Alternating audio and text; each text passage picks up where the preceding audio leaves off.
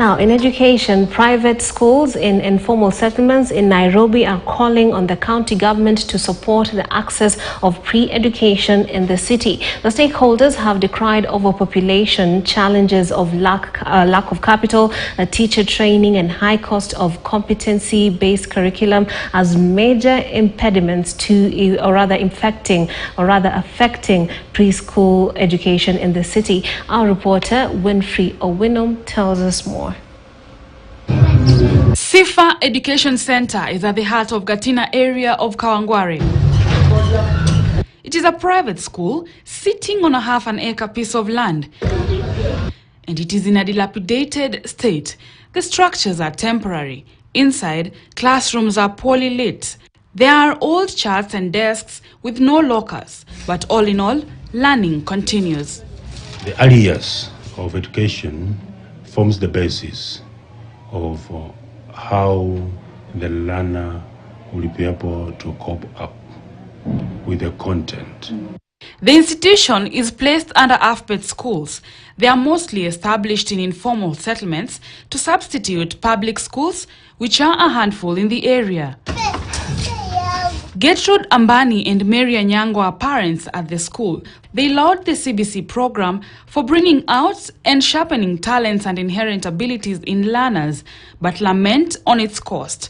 Ambani says, apart from school fees, she spends up to 15,000 shillings extra on learning materials. Kama for example, mtoto anaweza ambiwa aende na colors, wanataka kufanya wanataka kukala vitu fulani kwa subject fulani, na wanahitaji karibu colors 12, of which mimi kama mzazi siwezi manage. Aende kwa cyber, andikiwe utoe picha za ng'ombe, mbuzi, paka, na hivyo.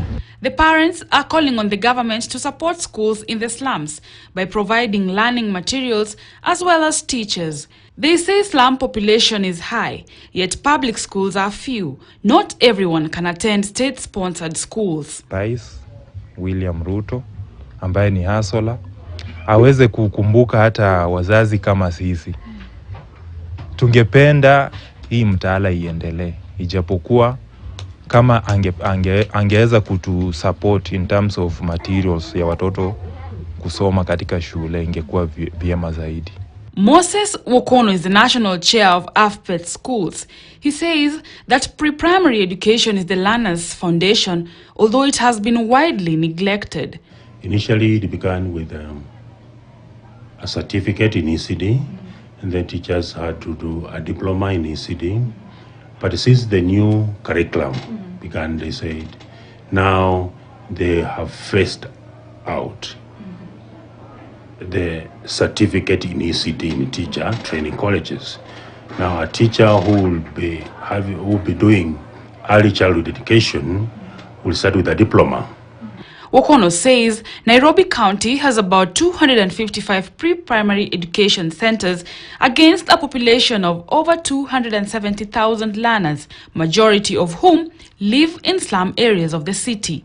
Let him think critically about the foundation of education for the Nairobi children. The Constitution of Kenya has devolved pre-primary education, leaving it in the hands of the county governments. Efforts to reach the county for a comment are futile, as the newly appointed CECs cannot assume office following a court order barring their vetting. For a building to stand strong, a lot of work must go into laying its foundation. Therefore, as education stakeholders continue with talks on the suitability of the competence-based curriculum, access to pre-primary education must not be left out in the